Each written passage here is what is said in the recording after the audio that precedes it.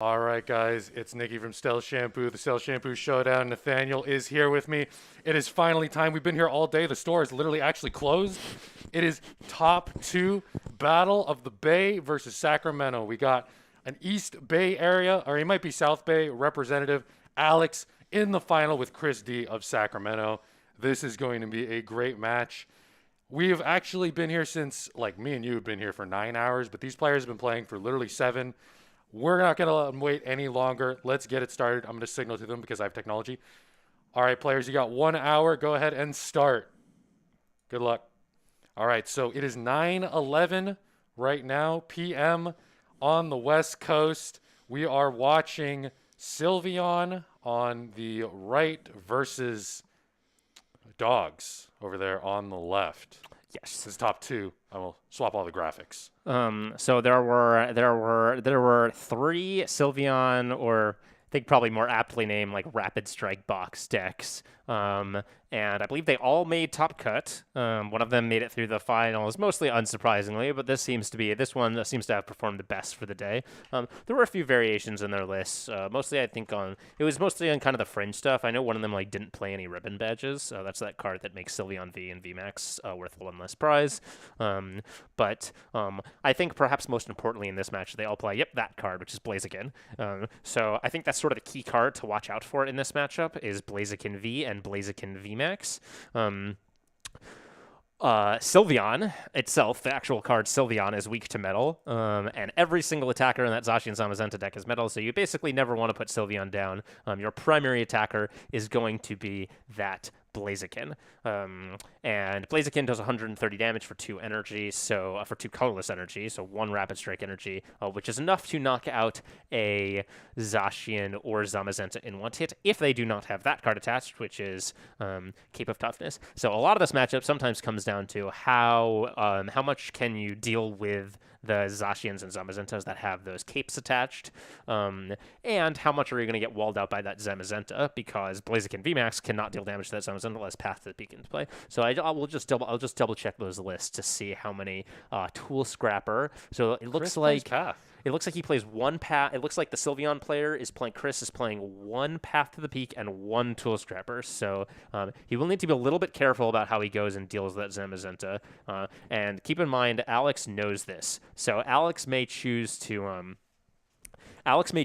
go more heavily. You sort of generally pick, like, a way to think about the attackers that the Zacian Zamazenta deck uses is you pick 3 attackers. You pick 2 Zacian, or 2 Zacian and a Zamazenta, 2 Zamazenta and a Zacian. So Alex may decide to go heavier Zamazenta, knowing that Chris's best answer to it, he only has one up, which is that 1 Path to the Peak. But nonetheless, obviously, this is all theory. This is all theory about how the matchup goes. It's never quite that simple. So we're gonna take a look at the setup from Chris here. Yeah, you got to get that Blaziken going as best he can. He does bench Sylveon, which is interesting to me. Yeah, Sylveon, you can use Dream Gift if he ever gets bricked out. Yep. He gets hit by a hard Marnie. You can use Sylveon to maybe get an Evolution Incense to get Artillery next turn to get Karina's Focus, for example. But otherwise, it is not a card that we'll probably be seeing in the active spot. That Blaziken is a normal V, so it actually can attack. Using its first attack, I believe it does 50 damage. And with the weakness, that's going to be 100. And that might be not that relevant in the future. But if Path to the Peak comes down, actually, that's when it is relevant. Because we'll do 130 times 2 is 260. And with the cape on Zamazenta, Zamazenta has 230 plus 50 health, which is 280. So it is relevant math. And even if some of it gets healed off by Crystal Cave, that Blaziken math is kind of good. Also, there's not a Zacian looking to threaten down that Blaziken right off the bat. So that seems like a relatively safe play. Is Chris, let's just check one more time, playing a 2-2. Yeah, 2-2 Blaziken. So we will see probably a second Blaziken hit the field at some point. Yes, of course, it isn't prized. Yeah, I think, did we see just an Intrepid Sword and Pass here on Alex's side? We did, yeah. Not that that's too atypical from Zacian and Zamazenta. I wouldn't call it a slow deck, but it often doesn't do as much as some of these other decks during their turn. It often just, puts a bunch of energy into play, uses Intrepid Sword, slowly gets set up. It's one of those decks that very rarely completely bricks itself out, just because Intrepid Sword lets us draw, worst comes to worst, you can always Intrepid Sword and draw some extra cards. And that Zamazenta definitely slows games down, because because most decks have to find some generally somewhat inefficient way of dealing with it. So yeah, so so without Path to the Peak, there are limited options to dealing with this Zamazenta. One of which is exactly this: is this Rapid Strike Urshifu V. Rapid Strike Urshifu V does 100. Yeah, that's a huge. That's a big. Now this isn't going to kill because he does have a Cape of Toughness. Yeah, on it. literally have 10 health remaining. We're gonna hit for 260. That Zacian has 270 health, and there's no Inteleons or Zigzagoons to kind of augment that math.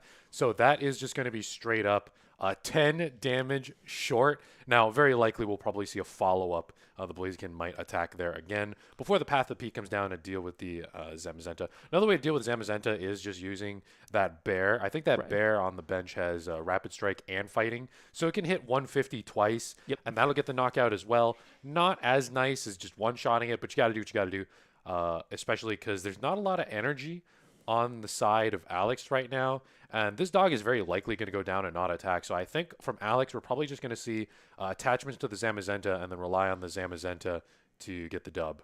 You almost want this Zacian to go down to an attack. You're always scared of Chris finding that Tool Scrapper, which would actually just end this Zacian's life on the spot. It would literally, the cape goes down, the dog goes to the discard, and then Chris would take 2 prizes before and even get an attack on whatever Alex has to bring up. There is a Crystal Cave. So one of the interesting things about this is there is that Tool Scrapper that can eventually come into play to take this thing out, but there is a chance with enough Crystal Cave hits, which heals 30 damage from your Metal Pokemon, that you can heal under that 220 mark, even if you were over it before. And if you get under that 220 mark, then Tool Scrapper will not take you down. But he took 260, so he would need 3 Crystal Cave. He would need 3 turns of using Crystal Cave. That seems unlikely before Chris finds a Tool Scrapper. Unless, of course, it's surprised. I mean, you never know. Yeah, it is a one of, and it's not searchable. It's not a Rapid Strike. Oh my God! He is just going to he just rips the boss. You just chase this extremely injured dog down. That's 2 prizes for Chris. That Zacian cannot get away. Yeah, it does look like Alex has been struggling to get energy into play. So this is good. Looks like Chris is just trying to remove that threat from the board. Yeah, Raihan will at least gret Alex out of whatever bind he's put himself in with his hand. But with no Zacian in the immediate future, he isn't going to be able to take down these threats like the single strike Urshifu that's going to come in and probably hit this Zacian for Zamazenta for some damage. Looks like the Zamazenta has 70 damage on it right now. Yeah, it got hit earlier. Oh, for 100. For 100. So 70 plus 150, it won't be quite enough. So Chris will probably need to hit it at least twice again, unless he can find that Path to the Peak. So. Yeah, Alex is actually only playing 3 Crystal Caves. I actually literally heard him talking about cutting a Crystal Cave to avoid things like it hurts when people are playing Path to the Peak, but he didn't expect any Ice Rider, which is also like not that bad of a matchup because Ice Rider is weak to Metal. And actually, there's no Ice Riders in this event. And so the 3 Crystal Cave, we'll see if it ends out working for him. I mean, it's gotten him up here in top 2, so it's not looking too bad to only play 3 Crystal Cave. And that Raihan does get an energy on the Zamazenta. Does he have another one to attach and attack? Yes, he does. And then it'll actually get rid of the Rapid Strike energy. Yeah, so one of those notes is Zamazenta doesn't do that much damage, but its attack discards a special energy attached to your opponent's active Pokemon. And almost all of the energy in that Sylveon deck is special. So everything that Zamazenta hits, it's going to force Chris to find more and more energy. Now Blaziken does get some energy back from the discard, or Blaziken VMAX does. But of course, Blaziken VMAX is also not dealing any damage to the Zamazenta at the moment. No, he can still declare the attack, but he can still rip the energy out of the discard. So I was going to say, it does look like Alex is recognizing the situation here and realizing that he's probably not going to win through aggression. He's going to win through Chris not having enough answers to these Zamazentas. Yeah. So he's going to choose for that third attacker to be Zamazenta, and then he will probably not play Zacian for the rest of the game and force Chris to have to take down these 2 Zamazentas. So I imagine Chris. So on the other side, Chris is probably going to need to find a way through one of these Zamazentas without Path to the Peak, and then he can use Path to easily clean up the other one, as long as he still has this Blaziken in play or just something that can deal with it. Yeah, probably actually Blaziken specifically, since it's actually pretty difficult to knock out a Zamazenta in one hit with Sylveon without Blaziken. Yeah, actually, I don't think Sylveon can ever get a knockout on Zamazenta. Caps at 220. Yeah, 220 max. I think it's short because it's 70 plus 30, so 150 plus 70, 220. It's always short of knocking out Zamazenta because Zamazenta has 230 health, which is very rough.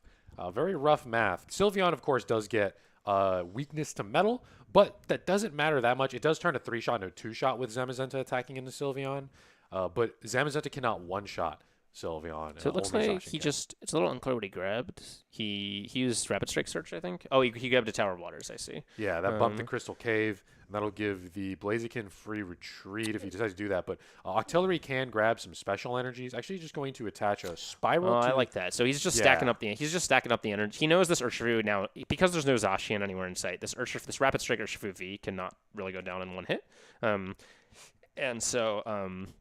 And so he's just going to stack energy on it in preparation for the Zamazenta hitting it, discarding one of the special energy, and can attach another energy to it next turn. Make sure he gets those 2 attacks of 150 damage off, which even if Alex finds a Crystal Cave is actually just enough damage. 150, then 150 is 300, minus 30 would still be 270, which is, oh no, it's 10 short if he does find a Crystal Cave. Yeah. I forgot it's Zamazenta has 230 instead of 220. Zamazenta having 230 health is so busted.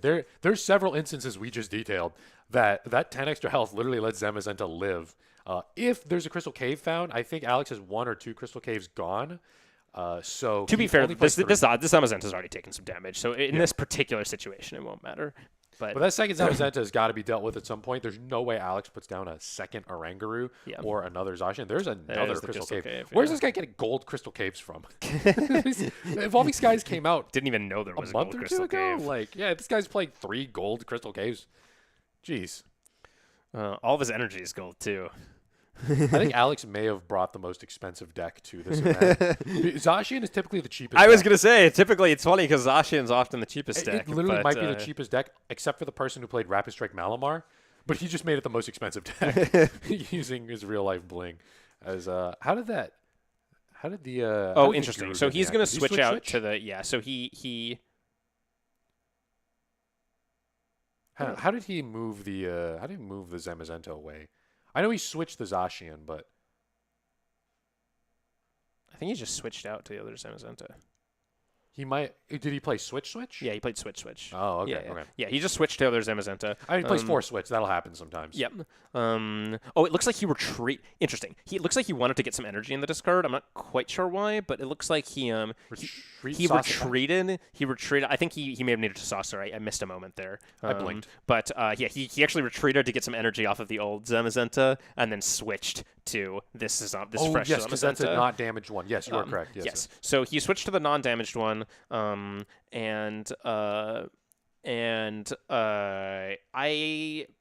this seems reasonable. I think the idea being you're trying to force Chris to find the path Blaziken combo this turn. Otherwise, you're sort of wasting an attack with Rapid Strike or Shifu V. Chris's whole game plan was to hit the other Zamazenta twice and then knock out this one in one hit, preferably with Blaziken. Now there's a little bit of a complication. So Chris is either going to want to find Boss. He's already used 2 of them though. Or he's going to want to find that whole... He would actually, because there's now a Cape of Toughness on this one, he would need to find Path, Tool Scrapper, and Rapid Strike Energy, which will probably be pretty difficult. That's a lot of pieces, especially because Tool Scrapper is a 1-of. It can't be searched for with Octillery. And actually, if he puts down a Path, that means he can't put down a Tower of Waters. I'm not sure if he's out of Tower of Waters yet, but retreating Urshifu when you're low on energy, it's not looking too good. And I think Chris is only playing 2 switch. I'm going to double check on that. 1 escape rope and 1 switch. So yeah, 2 switching effects total as far as... Even an escape rope here isn't great if you're going to... Because escape rope, if you end up hitting a Oranguru and knocking it out, I mean, that does kind of cut Alex's consistency. But, okay, there's a second Blaziken at the very least. And keep in mind, I believe, how many Spiral Energy... We can check how many Spiral Energy Chris plays. I think it was 4. It's 3. Chris is playing 3 Spiral Energy, 4 fighting, 4 3 rapid. Spiral. Yeah, so with a lot of Spiral Energy, it does let you... I mean, you could even charge up... I believe Blaziken V as a second attack, which actually does a fair amount of damage. Yeah. It's, I think, 210. I need to look it up because our producer, which is also me, didn't download the Blaziken V So card. Blaziken V, I believe, actually, I mean, it's really slow to charge it up, but you can also use Blaziken VMAX to charge up your benched Blaziken V. He does find the path to the peak. This is his one path to the peak. So he's saying basically, this is my one turn. I'm going to path to the PQ. I'm actually not sure how many Crystal Caves Alex has used, so there's a chance Alex won't be able to get rid of the path to the peak this turn. But nonetheless, it looks like he is going to actually. He's going to. Oh, I see. Yeah. So Urshifu, he's going to use G-Max Rapid Flow, hit the benched one for 120 to knock it out, then hit the active one for 120. This is definitely a much better game plan than what we were talking about before. Now, if the path stays in play. It's Blaziken time. It's Blaziken time. If it doesn't stay in play, then things are going to get complicated. I think then it sends Spiral Energy to Blaziken V for he's going to need to get that benched Blaziken V going, which will absolutely decimate this Zamazenta if he can get it off. But how many turns does that take? I mean, you can use Max Blaze from the Blaziken VMAX to power it up, but you're looking 2 turns. At you Max Blaze and then you attach. But if he gets boss and starts stripping special energy out, right, that's going to be a little bit difficult. As a 130 now. Not to get ahead of ourselves too much, obviously. There's I think he has managed to take down one of the Zamazentas, so all he really needs to do is find a solution to this one before he loses. Alex has taken no prizes, so he has plenty of time. It does look like he has right. Okay, so Alex was not able to bounce this path to the peak. Yes. So all Chris needs to do, because he got some damage on this Zamazenta last turn, is find some way to switch this Urshifu out, and that will be game. Yeah, I think it has 120 on it, as Chris is now down because of G-Max Rapid Flow. And the Sylveon coming out of the deck, probably just a thin. Yeah, I imagine you don't want to play that down, both because of weakness, and actually, if you can't find the switch this turn, I imagine he might actually use Dream Gift to find the Air Balloon or whatever switching card he needs to win this. Yeah, is Chris here running any Air Balloons? He's one Air Balloon. Yeah, so I saw that it was in his deck, so.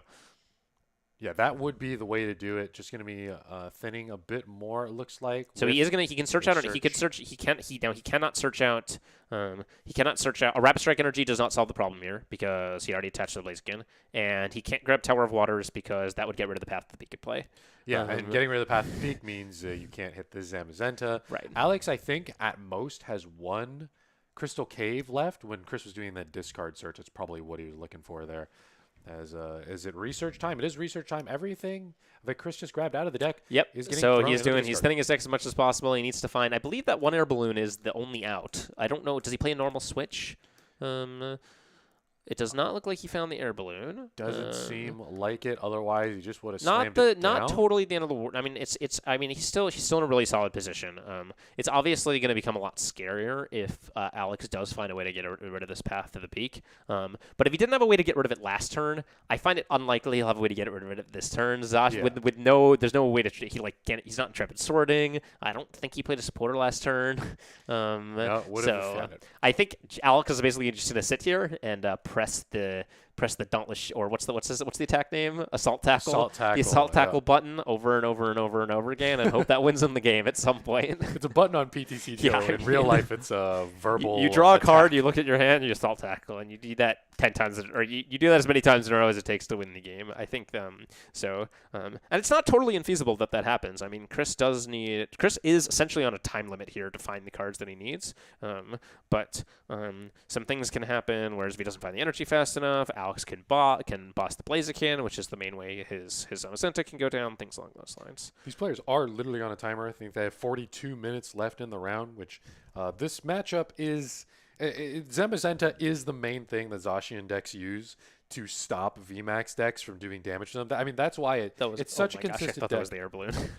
It's such a consistent deck with Intrepid Sword and then just trying to throw metal energy all over the place. And now with Zamazenta in the field, it's really use the Sylveon as the path. Oh, that's true. That's true. That's right. I was like, why didn't he Dream Gift? Yeah. So he actually can't use that. the Dream Gift. So he can't guarantee himself a win next turn. He will need to find that Air Balloon just from his deck. Looks like Alex Sack of the monkey. Looks like Alex is going to start attaching energy to Oranguru. There's no reason not to. Yeah. You You might do as well. 70 damage at one point. Maybe that'll come Yeah, into and play. actually, the Oranguru essentially, like, you can move up an Oranguru, and it doesn't matter if it gets knocked out at this point. So Yeah. you can actually whap down, I believe, with Oranguru for 70 damage, which I mean, it's 70 free damage. It'll So eventually start knocking things out. I mean, then it'll get knocked out because it doesn't have Dauntless Shield, a super busted ability on Zamazenta V. But and it also loses Alex access to Primate Wisdom, which might not be too bad, might speed up the game a little bit. And that is going to be the retreat switch into the Blaziken. oh right, yeah, VMAX. he can just grab a Rapid Strike energy this turn and Yep. retreat. He doesn't even need to find the air balloon. That is just going to be game one going to Chris. I'm going to go out and fix the camera real quick and tell Chris to move his playmat. The camera looks like it was bumped a little bit, but Chris is now 1 win away from winning the Stealth Shampoo Showdown. Very, very strong path to the peak play. It just worked. At the end of the day, it just worked. I liked his timing of it. I don't know if he had it earlier, but he might have chosen to wait and play those Tower of Waters and bait out those Crystal Caves. And then once a lot of those Crystal Caves are gone, then he puts down the path. And I think Alex only had like one Crystal Cave left in his deck. He might have even had 0. I didn't quite catch how many he played earlier in the game. But without access to Crystal Cave, that path to the peak stuck in play for long enough. All right, stream. I will be right back. I need to tell Chris. Actually, I can. We have technology. Hey, Chris, could you do me a favor and move your playmat a little bit more towards the tape on your left, just so it's a little bit more on camera, a little bit more to the left. Yeah, just my left. Your left, my down, your left. Yeah, that's good. Thank you. Right there. Yeah, you're all good. And I'm gonna come over there and move the camera. All right, perfect. Yeah, we can actually speak to the players from here. Nick is gonna go change the camera a little bit. Yeah, I think that was a pretty typical. I think that was a pretty typical display of how this matchup often goes. Blaziken being the primary attacker to deal because of the fire weakness of both Zacian and Zamazenta, and Alex trying to slow the game down as much as he can with these Zamazentas. I think there is a world, there is a way, sometimes there's a timeline where you go 2 Zacian and 1 Zamazenta instead of 2 Zamazentas, 1 Zacian as your sort of attacker lineup for the matchup.